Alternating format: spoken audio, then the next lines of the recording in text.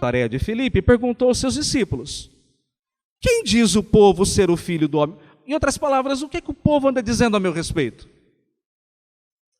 E eles responderam: uns dizem que o Senhor é João Batista, outros dizem que o Senhor é Elias, ou algum dos profetas, Jeremias. Percebam que havia uma grande confusão acerca da pessoa de Cristo. As pessoas não compreendiam exatamente quem era Cristo e qual era o seu papel. Versículo 15. Agora Jesus se volta aos seus discípulos. Ok, o que o povo está dizendo de fato é uma confusão. Mas vós, continuou ele, quem dizeis que eu sou? E vocês, o que é que vocês dizem ao meu respeito? Respondendo Simão Pedro, disse: tu és o Cristo, o Filho do Deus vivo. Vejam que confissão gloriosa que Pedro faz. Tu és o Cristo, o Messias, o Filho do Deus vivo.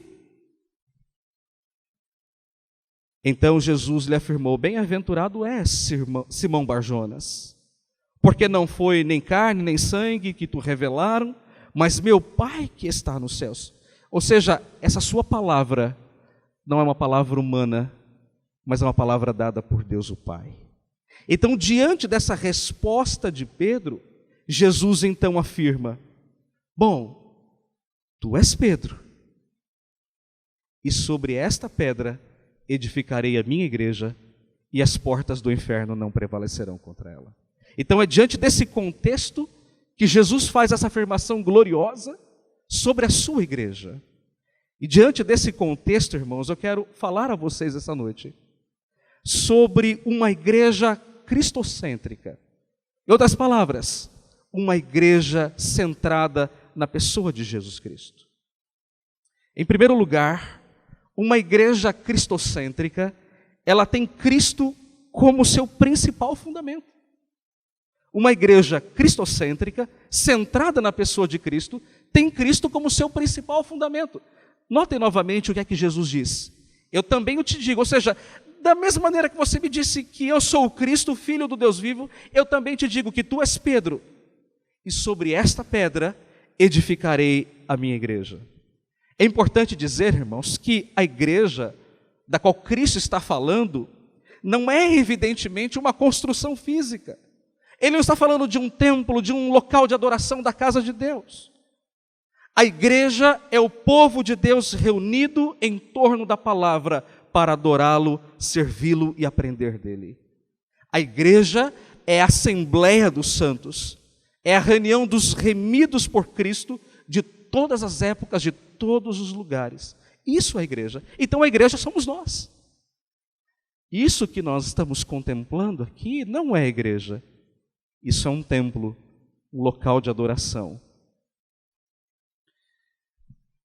O grande ponto aqui é compreender o verdadeiro sentido da palavra pedra no texto. Esse é o grande ponto. E aqui, irmãos, há uma longa e longa discussão sobre o real significado dessa palavra. De um lado, há aqueles que defendem que a pedra é o próprio apóstolo Pedro. E de outro lado, há aqueles que defendem que a pedra é o próprio Cristo. E baseado na confissão que Pedro faz: tu és o Cristo, o Filho do Deus vivo. E eu quero rapidamente, irmãos, de maneira muito breve, examinar esses dois caminhos. Considerando que essa pedra fosse Pedro, então a conclusão lógica e imediata é que a igreja ela foi fundamentada sobre um homem. Embora um grande homem, ninguém discute isso, mas ainda assim um homem e pecador. A Igreja Católica Romana, ela vê nessa passagem a sua base doutrinária para dizer que Pedro foi o primeiro papa da história e que aqueles que vieram depois dele também são outros papas. A doutrina papal. Mas o próprio contexto nos mostra que é impensável imaginar Pedro como esse fundamento da igreja. Por mais capaz, por mais corajoso, por mais intrépido que fosse Pedro, é impensável pensar nele como essa pedra. O mesmo Pedro que faz essa gloriosa confissão, lá no versículo 16, tu és o Cristo, é o mesmo Pedro que no contexto posterior, se deixando levar pelas sugestões de Satanás, reprova Jesus quando ele lhes falava sobre a sua morte. Vejam comigo, irmãos, texto seguinte, versos seguintes, versículos de 22 a 23. Então Jesus começou a falar sobre a sua morte, que ele iria para a cruz, iria sofrer, e aí então Pedro diz no verso 22, e Pedro, chamando-o à parte, começou a reprová-lo, dizendo, Senhor, vem aqui um pouquinho para o lado, espera um pouquinho, Senhor, não é bem assim, tem compaixão de ti mesmo, Senhor, isso de modo algum te acontecerá, não, Senhor, tu és o Cristo, tu és o Messias, o Redentor de Israel, aquele que vai livrar Israel, não, Senhor, imagina, cruz, é impensável. Vejam a resposta de Jesus no verso 23. Mas Jesus, voltando-se, disse a Pedro, arreda, Satanás, porque tu és para mim pedra de tropeço, porque não cogitas das coisas de Deus, e sim da dos homens. Nota, irmãos, que Jesus, ele não poderia se contradizer. Uma hora ele afirmaria que Pedro é a pedra e o fundamento da igreja, e logo depois ele afirmaria que Pedro é uma pedra de tropeço. Será que Jesus estaria se contradizendo? Então ele diz que Pedro é pedra e logo na sequência ele diz, não, tu és pedra de tropeço? Não, irmãos, Cristo não estava se contradizendo. Cristo estava colocando Pedro no seu próprio lugar, aquilo que de fato ele era. Agora, o mesmo Pedro que jurou morrer por Cristo, irmãos, se lembram disso? Não, Senhor, morrerei contigo se necessário for. Foi o mesmo Pedro que mais tarde negou Jesus de maneira resoluta. Lembram-se quando Jesus estava lá no Sinédrio Romano? E Pedro estava lá se aquentando, era uma noite fria, e alguém passa e diz assim, eu conheço você não andava com a tal de Jesus? E ele disse, não, eu não conheço o tal homem. E aí então passou outra pessoa e disse, você não era aquele que andava com o Nazareno? Não, eu não conheço esse homem. E outra pessoa disse, não, você andava com ele sim, o teu modo de falar te denuncia. Então a Bíblia diz assim, que imediatamente Pedro então começou a praguejar. E ele disse, não, eu não conheço o tal homem. E a Bíblia diz que então o galo cantou e Pedro se lembrou das palavras de Jesus, que ele negaria o Senhor por 3 vezes. E a Bíblia diz que Pedro então saiu dali e ele chorou amargamente. Como pode alguém ser a pedra fundamental de uma igreja e negar o Salvador? É impensável. Agora há um detalhe muito interessante que eu quero mostrar aos irmãos essa noite. E esse é um daqueles detalhes que a gente não percebe, infelizmente, na nossa tradução da língua portuguesa. Jesus, ele diz assim, tu és Pedro. O nome de Pedro na língua grega, que é a língua do Novo Testamento, é a palavra Petros. E Petros significa pedra, lasca de pedra ou pedrinha. Na sequência, Jesus ainda diz, e sobre esta pedra, a palavra pedra, diferentemente da palavra Petros, é a palavra Petra, que tem uma grande diferença. Na língua grega, a palavra Petra significa rocha. Isso faz toda a diferença. Tu és Petros, lasca de pedra, e sobre esta rocha. Então, o que Jesus estava dizendo, em outras palavras, é o seguinte, você é Pedro, isto é, uma pedrinha, uma lasca de pedra, mas sobre esta pedra eu edificarei a minha igreja. Então o que Jesus faz, na verdade, é um trocadilho com o nome de Pedro. Se Pedro fosse a rocha, seria muito mais natural Jesus ter dito, não, tu és Pedro e sobre você eu edificarei a minha igreja. Mas não é isso que ele faz.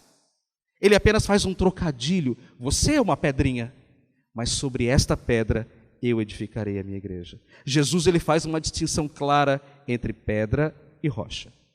Eu não sei se você já construiu alguma coisa na vida, uma casa, um muro, um edifício, seja lá o que for, mas com certeza você já viu. Há vários e vários tipos de pedra. Quando a gente pensa em pedra, pensa numa coisa igual, e não é verdade. Há pedra maior, pedra menor, pedrisco, pedra 1, pedra 2 e assim por diante.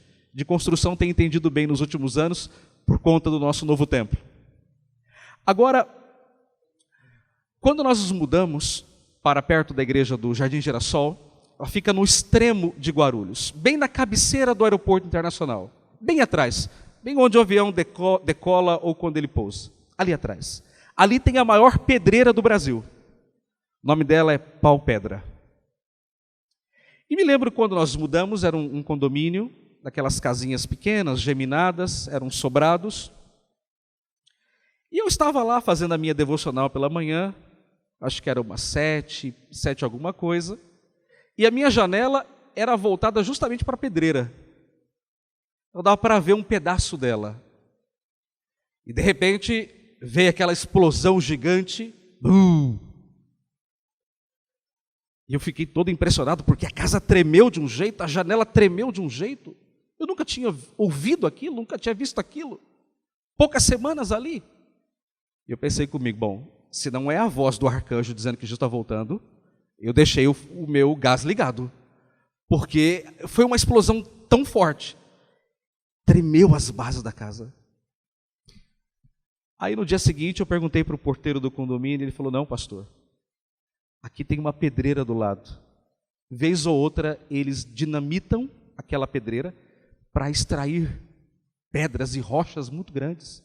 E de fato, teve um acampamento da igreja e ao lado da pedreira tem uma estrada, uma serra que dá numa cidadezinha chamada Nazaré Paulista. E nós pegamos o carro e quando você passa ao lado da pedreira, você vê montanhas e montanhas e montanhas de pedra. Não acaba mais. Mas quando você olha para o alto, você vê uma grande rocha. Para você ter ideia, os caminhões trafegam nessa grande rocha. Há ruas, há túneis dentro dessa pedreira. Então, a minha compreensão foi, aqui está Pedro, uma montanha de pedrinha. Lá está Cristo, uma grande rocha, de onde todos nós saímos pela fé. É isso que Jesus está dizendo aqui no texto. Que Pedro é apenas uma lasca. E que Jesus é essa grande rocha na qual a igreja está alicerçada. Mas há um outro detalhe que chama muito a minha atenção. O apóstolo Pedro, quando ele estava diante do sinédrio, do fórum judaico, ele faz a seguinte declaração. E esse Jesus é pedra rejeitada por vós, os construtores, a qual se tornou a pedra angular. Mais tarde, na sua primeira carta, Pedro escreve, para vós outros, portanto, os que credes, é a preciosidade. Mas para os descrentes, a pedra que os construtores rejeitaram, essa veio a ser a principal pedra angular. Note que Pedro chama Jesus 2 vezes de a pedra angular. Pedra angular literalmente significa pedra de esquina ou pedra de canto. Naquele período não havia colunas de concreto como nós temos hoje. Podemos moldar o concreto de acordo com a nossa necessidade. Naquela época não havia esse tipo de recurso. O que é que eles faziam quando iam fazer uma grande construção? Eles pegavam grandes pedras, grandes rochas, talhavam essas pedras, deixavam no ângulo exato e colocavam nas pontas do edifício. Sobre aquelas grandes rochas, todo o edifício era construído. Então aquela rocha era chamada rocha de esquina ou pedra de canto, rocha de canto. Ela era a base, ela era o alicerce de toda a edificação. E é justamente isso que Pedro diz, Jesus é a pedra de esquina. Ele é a pedra fundamental, ele é o fundamento desta grande obra. Agora nota, irmãos, que o próprio apóstolo Paulo, quando ele escreve aos Coríntios, ele diz, olha, porque ninguém pode lançar outro fundamento além do que foi posto, o qual é Jesus Cristo. Também aos Efésios Paulo diz, assim, já não sois estrangeiros e peregrinos, mas sois concidadãos dos santos e sois da família de Deus, edificados sobre o fundamento dos apóstolos, sendo ele mesmo, Cristo Jesus, a pedra angular. Tanto Pedro quanto Paulo apontam para Jesus e diz assim, ele é a pedra. Aliás, há um detalhe muito interessante. Se você tiver uma grande curiosidade em estudar a Bíblia, vá lá na sua chave bíblica e busque a palavra rocha. Nenhuma vez ela é usada para os homens, nunca, em toda a Bíblia. E eu poderia dar para vocês uma dezena de versículos. Todos eles apontam para Deus ou para Cristo. Nunca a rocha fala de um homem. Fato é que aquela rocha no deserto, que dava água ao povo, era uma tipificação da pessoa de Jesus Cristo.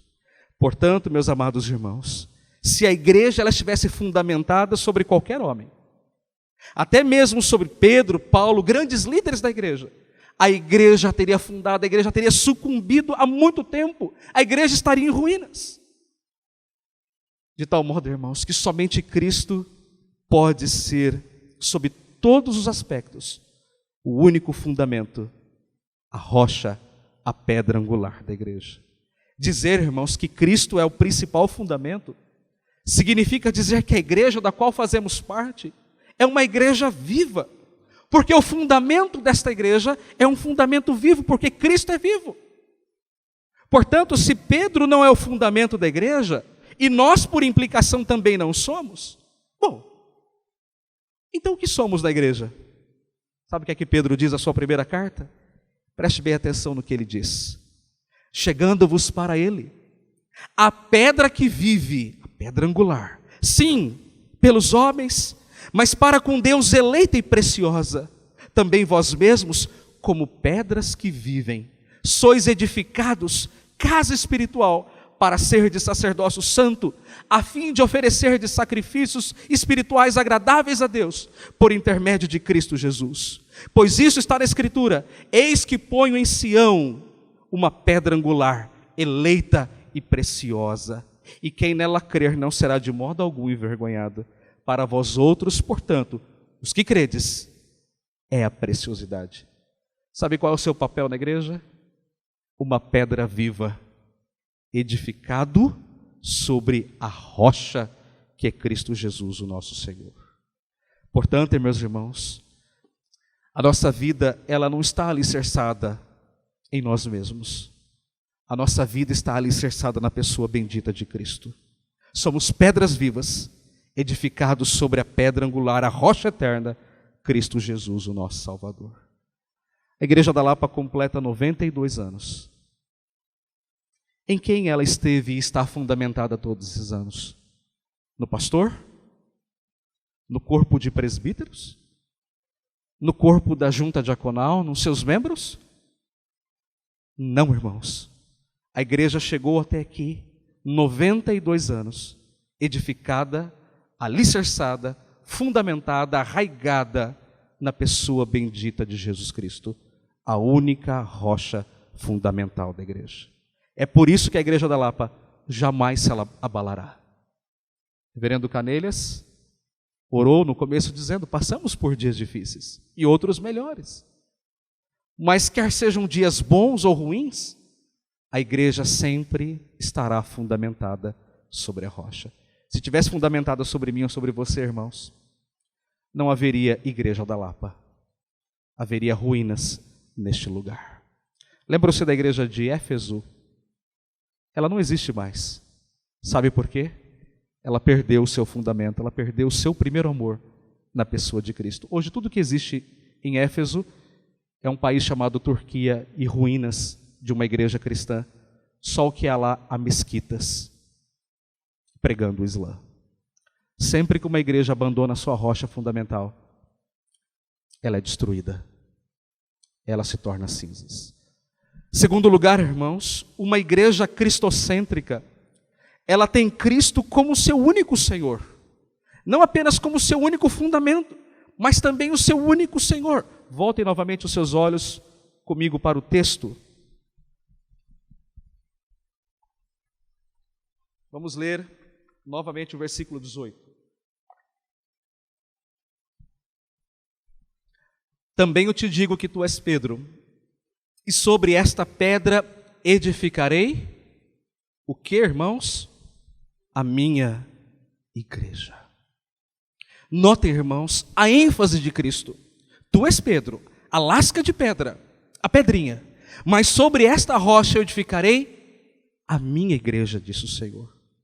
Ao longo da história, irmãos, muitas pessoas têm se levantado, reivindicando para si uma autoridade que não lhes pertence. Muitas pessoas querem ser senhores da igreja, querem ser donos da igreja. A gente tem visto aí, vez ou outra alguém sempre diz: olha, aquela igreja tem dono, a família tal é dona da igreja. Mas aqui, irmãos, é diferente. Jesus, ele é muito claro, ele é cristalino ao dizer a quem pertence a igreja. Ele diz: eu edificarei a minha igreja. Nessa expressão, irmãos, Cristo ele não delega aos apóstolos ou aos discípulos a função que é somente dele, que é de governar e ser o cabeça supremo da igreja. Se nós voltarmos novamente os nossos olhos para os versos anteriores, iremos notar a confissão gloriosa de Pedro: tu és o Cristo, o Filho do Deus vivo. Jesus, irmãos, é o Senhor da igreja, porque Ele é o Messias, Ele é o Salvador, Ele é o eterno Filho de Deus. Somente Jesus tem autoridade maior sobre a sua igreja, porque Jesus é o instituidor dela. Somente Jesus tem autoridade maior, porque Jesus é aquele que governa sobre a sua igreja. A igreja, irmãos, não tem chefe humano. A igreja não tem papa. A igreja não tem rainha. A igreja não tem dono humano. A igreja tem um dono, que é Jesus Cristo, o Senhor. A igreja, ela não comunica autoridade por dinastia, por filiação. A igreja é de Cristo e não pertence a absolutamente ninguém. Muitos são chamados a liderar a igreja, com dons, com talentos, mas somente Cristo é aquele que governa a igreja em todos os sentidos, porque Ele é o grande e supremo pastor das ovelhas. O apóstolo Paulo, quando ele escreve a sua carta à igreja de Éfeso, no seu capítulo 5, o apóstolo Paulo, ele mostra que Cristo é o cabeça da igreja. Ele diz lá: a esposa deve estar em submissão ao marido, assim como Cristo está em submissão, porque Cristo é o cabeça do corpo da igreja.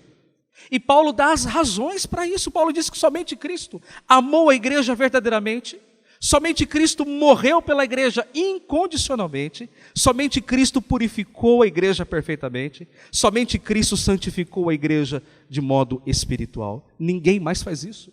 Eu e você não podemos morrer pela igreja.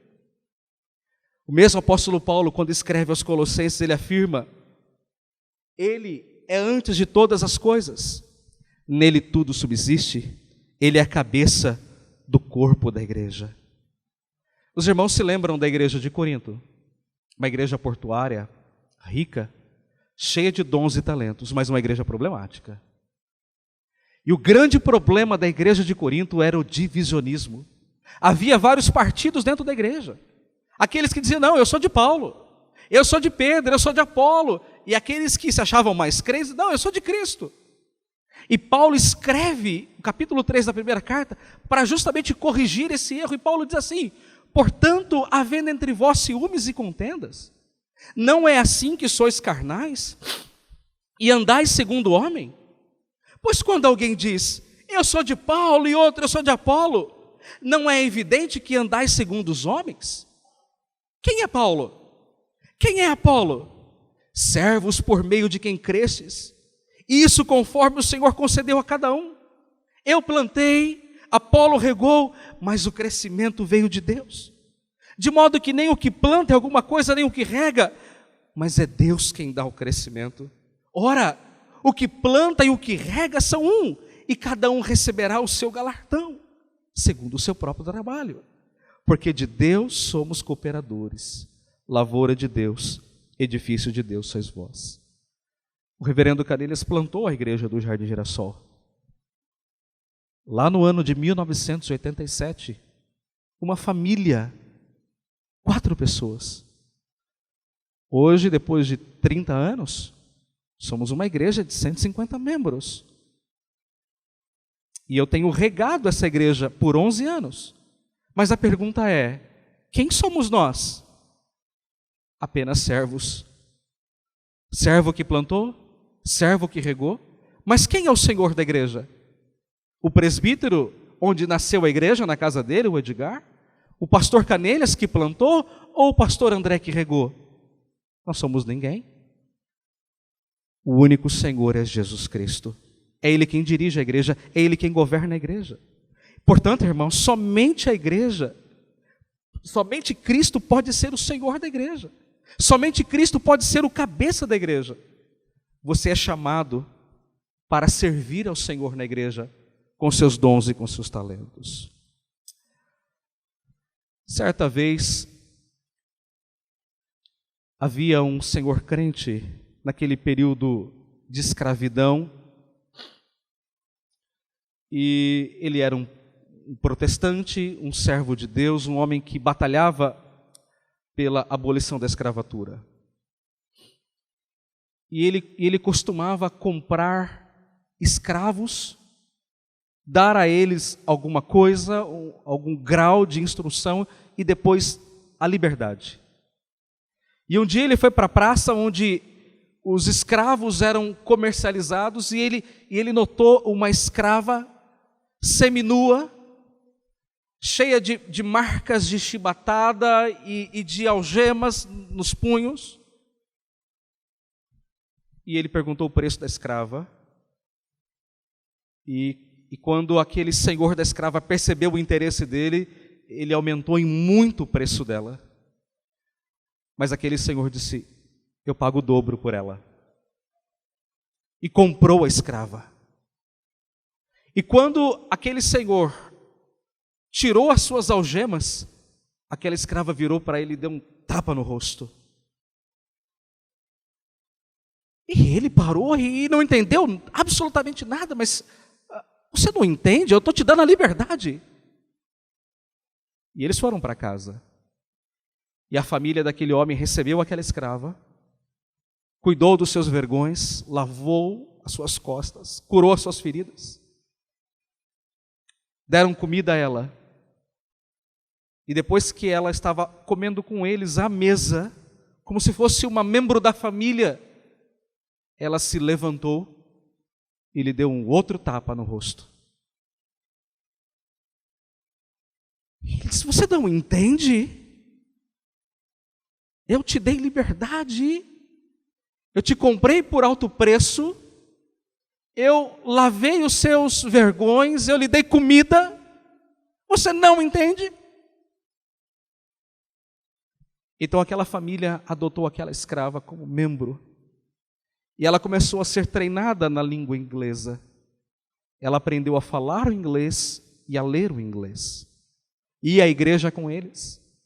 E depois de aproximadamente 2 ou 3 anos, aquele senhor pegou aquela escrava, foram para a cidade, chegaram no cartório, e ele pediu para que fosse lavrado uma carta de alforria.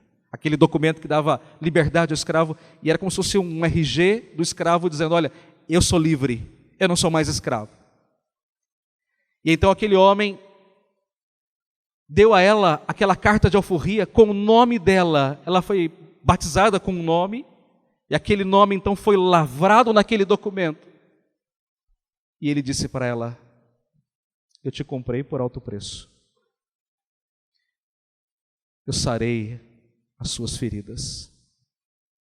Eu lhe dei comida, roupa, lhe dei alguma cultura. Siga a sua vida. Aquela escrava, ao receber o documento, sabe o que é que ela fez? Ela não deu um abraço nele, não. Ela deu um outro tapa na cara dele. E ele disse: você não entende? Eu lhe dei tudo. Aquela escrava, naquele momento, com aquele papel nas suas mãos, ela começou a cair em lágrimas. Ela rasgou aquele papel e disse àquele homem: a partir de hoje, eu serei a sua escrava voluntária, por amor. Eu não quero ser livre para servir a mim mesmo. Eu quero ser livre para servir ao Senhor. Irmãos, é exatamente isso que Cristo fez conosco. Ele pagou o nosso pecado na cruz. Ele tem nos santificado todos os dias. Ele nos deu uma carta de alforria do nosso pecado. Aquele escrito de dívida que constava contra nós foi pregado na cruz do Calvário. E o que temos que fazer com o Salvador? Dizer a Ele: Senhor, somos teus escravos voluntários e servimos ao Senhor por amor. Tudo que eu quero dizer com isso, irmãos, é que na igreja não há lugar para senhores. Na igreja só há lugar para servos humildes que querem servir ao Senhor por amor e de todo o coração. Ninguém manda na igreja, ninguém é dono da igreja, senão Jesus Cristo, o nosso Salvador. Queridos, nós estamos falando sobre uma igreja cristocêntrica. E nós vimos, em primeiro lugar, que uma igreja cristocêntrica tem Cristo como seu principal fundamento. Vimos, em segundo lugar, que uma igreja cristocêntrica tem Cristo como seu único Senhor. E, em terceiro e último lugar, uma igreja cristocêntrica tem Cristo como seu eterno sustentador. Volte comigo seus olhos para o texto.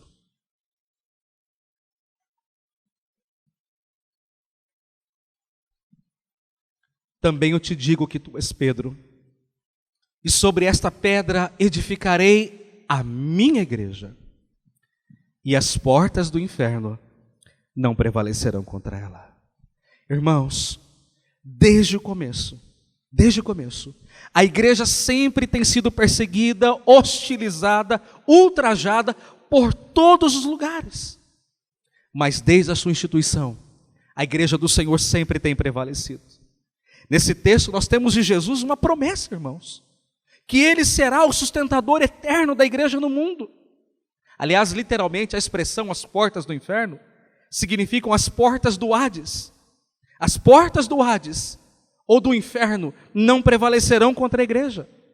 O Hades, ele era entendido como o lugar dos mortos. Mas quando nós lemos em Hebreus capítulo 2, a Bíblia nos diz que Jesus, ele destruiu aquele que tem o poder sobre a morte, isto é, o diabo.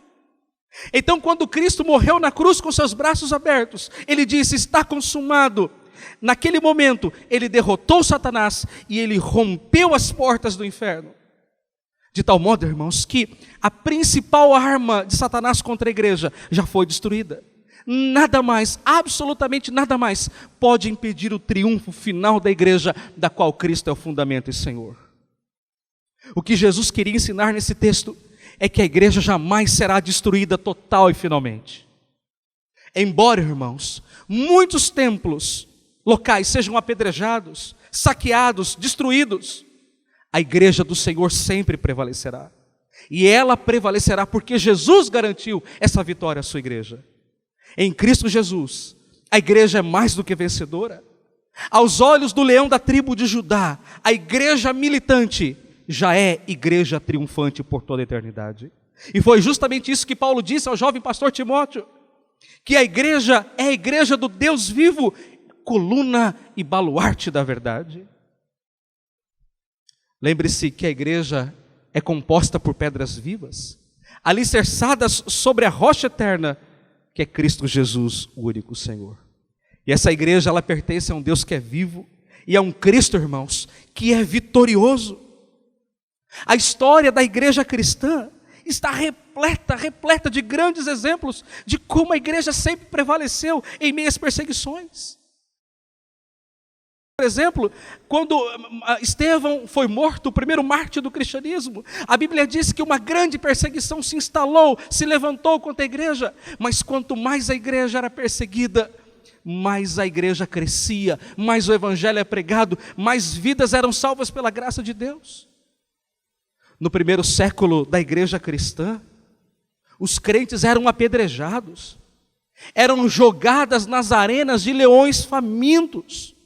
Aquele espetáculo enchia os olhos de alegria dos romanos, que viam crianças, famílias inteiras, sendo devoradas pelos leões famintos. Mas assim, ainda assim a igreja do Senhor caminhava e prosseguia na sua missão evangelizadora. Talvez os irmãos saibam disso. Nos dias do grande imperador Nero, cruel Nero, sabe como é que os cristãos morriam em Roma? Eles eram pendurados em estacas, óleo era derramado sobre eles e fogo era ateado. Há historiadores que dizem que Roma era iluminada por cristãos em chama. Era assim que eles morriam pelo evangelho. Na era da Reforma Protestante, muitos foram perseguidos. Alguns perderam a cabeça, foram decapitados, outros foram queimados em praça pública, como foi o caso do jovem pregador da Reforma Escocesa, Patrick Hamilton. A gente se lembra sempre de Knox, mas Hamilton, ele se converteu muito antes de Knox, e ele foi o primeiro mártir da Reforma Escocesa. Em 2011, Deus deu a mim e a Michelle o privilégio, a convite de um pastor lá da Escócia, de irmos até lá, de conhecermos a igreja da Escócia. Irmãos, conhecer o templo da igreja de Knox foi uma coisa maravilhosa. Uma igreja construída no século IX. Uma coisa linda. Saber que dali Knox proclamou a reforma. Mas quando visitamos uma cidade no norte da Escócia, a cidade de St. Andrews, foi onde estudou lá o príncipe lá da Inglaterra. Lá ele conheceu a lady lá, a princesa, a duquesa, e na porta daquela universidade, hoje era um castelo, hoje é uma universidade famosa, há duas grandes letras gravadas em pedra da entrada da universidade, um P e um H, Patrick Hamilton. Sabe como é que esse homem morreu, irmãos? Ele morreu queimado pela sua fé, porque ele cria em Jesus Cristo. O bispo da cidade, durante a sua, ele foi julgado, condenado e executado na mesma noite. E o bispo da cidade dizia para ele: morre herege, negue a sua fé.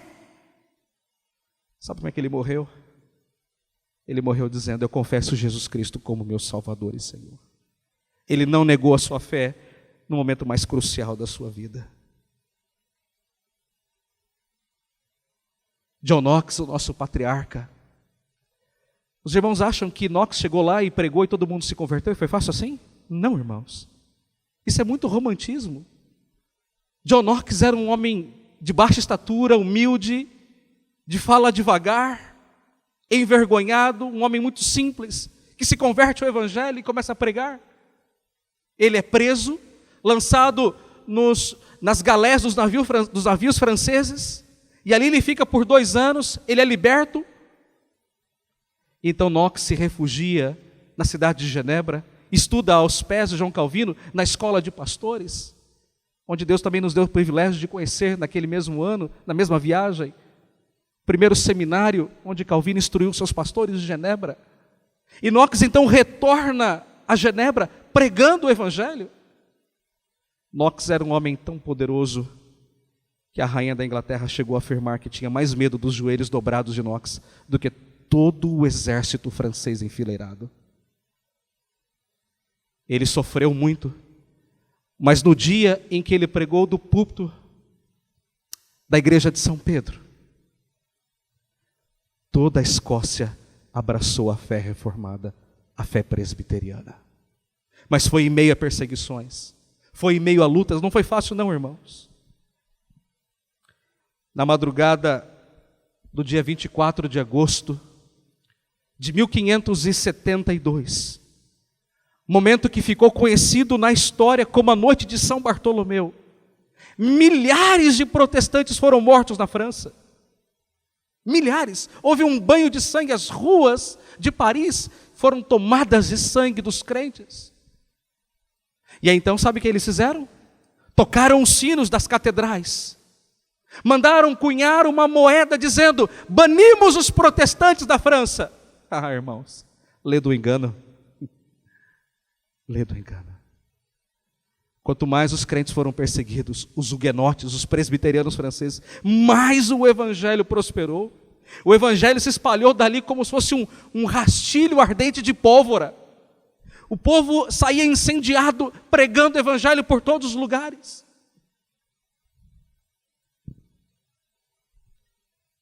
Em muitos lugares do Brasil, como por exemplo no interior do Nordeste e do Paraná, fogueiras e fogueiras de Bíblias foram feitas em praça pública.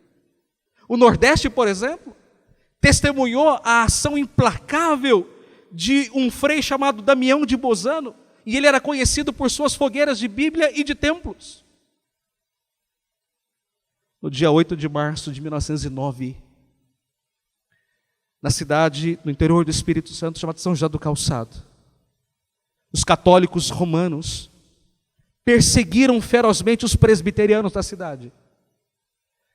Eram cerca de 500 e 600 católicos com paus e pedras nas mãos. E eles iam de casa em casa, confiscando Bíblia. Entraram na casa de uma jovem que era organista e queriam tomar o órgão e queimar o órgão, e ela, em gritos, abraçou e disse: não, vocês não podem fazer isso. E eles saíram dali, e sabe para onde eles foram? Para o templo da igreja presbiteriana. E eles entraram no templo, saquearam o templo, destruíram tudo, púlpito, mesa, todos os objetos de culto, o órgão, inário, Bíblia, tudo que havia, tudo foi destruído. Incendiaram a igreja, botaram a igreja abaixo. Ah, irmãos, e eles achavam que o evangelho tinha acabado, em engano deles. Naqueles dias havia, pela graça de Deus, um jornal presbiteriano de circulação nacional. E esse fato então foi noticiado por meses e meses, de tal modo que todas as pessoas nos rincões do Brasil sabiam daquele fato. Ofertas e ofertas foram levantadas. 2 anos depois, 15 de novembro de 1911, a igreja construiu um templo muito maior e melhor. E o evangelho prosperou naquela pequena cidade. Esse fato está estampado num livro do reverendo Bonerges Ribeiro, Igreja Evangélica e República Brasileira. Está lá a foto. E sabe quem está em frente à foto? Não eram os crentes, não. Eram os católicos, dizendo assim: acabamos com os crentes. Ah, irmãos, no norte do Paraná, na cidade de Astorga, 1953, os frades capuchinhos promoveram uma fogueira de Bíblia. 640 Bíblias foram queimadas em praça pública. Naquela mesma cidade havia um jovenzinho assistindo todo aquele horrível espetáculo, filho de crente. Deixando aquela cidade, veio para São Paulo, tornou-se um grande executivo, um homem muito, muito rico. Muitos anos depois, quase 2 décadas, ele voltou à cidade de Astorga. Sabe o que é que ele fez? Ele promoveu uma exposição de Bíblia naquela mesma praça. E ele entregou um exemplar da Bíblia em cada casa daquela cidade. E por movimento de um vereador evangélico, naquela mesma praça, onde as 640 Bíblias foram queimadas, eles erigiram um monumento às Escrituras. E naquele monumento foi gravado assim: seca-se a erva, cai a sua flor, mas a palavra do Senhor permanece eternamente. Irmãos, a palavra do Senhor sempre prevalece. A igreja do Senhor sempre vai prevalecer. A esperança, a certeza e a continuidade da igreja de Cristo não dependem de nós, e graças a Deus por isso. Dependem do Senhor, que é a rocha e Senhor dela. Eu pregava esse mesmo sermão na igreja presbiteriana de Vila Prudente, aqui na Zona Leste. E quando eu terminei a mensagem, acabou o culto, eu fui para a porta e veio uma senhora de bengala, trêmula, com os olhos lacrimejados, copiosamente. E ela me abraçou e disse: pastor, o meu pai viu aquilo, ele estava lá. E ele se lembra perfeitamente. O outro dia também pregava a mesma mensagem na igreja de um colega aqui, na zona sul de São Paulo. E um senhor de Minas disse: pastor, eu era pequeno, era menininho, mas me lembro de meu pai contar uma história, que na nossa cidade havia uma igreja, e nós éramos membros daquela igreja, e um padre saiu com vários e vários católicos, e eles queriam naquele dia matar o pastor da igreja. E naquele dia, eles estavam num jipe, numa estrada de terra, indo para essa igreja, esperando o culto acabar, para tirar a vida do pastor. Eles estavam com facões, porretes. Naquele dia, naquele caminho, o jipe tombou. Todos morreram instantaneamente. Deus guardou a vida daquele pastor. É assim, irmãos, que Deus tem agido em favor da sua igreja. É assim que Deus age em favor da sua igreja. Ainda, irmãos, que os nossos templos sejam queimados, sejam roubados, afogueados, destruídos, a igreja sempre estará em pé em meio aos escombros da perseguição. A igreja ela pode perder sim muitos combates, mas a igreja irá ganhar finalmente a batalha. Um certo puritano disse o seguinte: não tenham pressa de enterrar a igreja enquanto ela estiver viva. Matthew Henry, um outro puritano, disse: a igreja vai sobreviver ao mundo e ela estará na glória quando o restante do mundo estará em ruínas. Domingo passado eu estudava sobre a Margedon com a minha igreja na escola dominical. Nosso assunto é a escatologia, doutrina das coisas finais.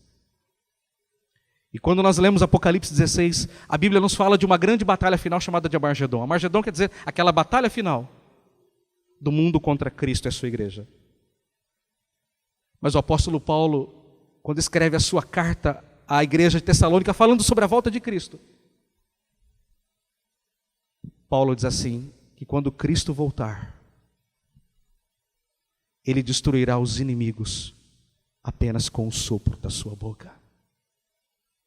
Aquele que morreu como cordeiro vai voltar como leão da tribo de Judá para receber a sua igreja e julgar este mundo e os inimigos da igreja. Meus queridos irmãos, nesta noite, a única pessoa digna de ser adorada, exaltada e louvada nesta igreja é o Senhor Jesus Cristo. Ele tem que ser o fundamento desta igreja. Ele tem que ser o Senhor desta igreja. Ele tem que ser o sustentador dessa igreja. E eu creio, irmãos, que nos anos vindouros, que Deus der à igreja da Lapa, Deus há de sustentá-la, não por causa do pastor, não por causa dos presbíteros, não por causa de nenhum de nós, mas porque Ele é o Senhor da igreja.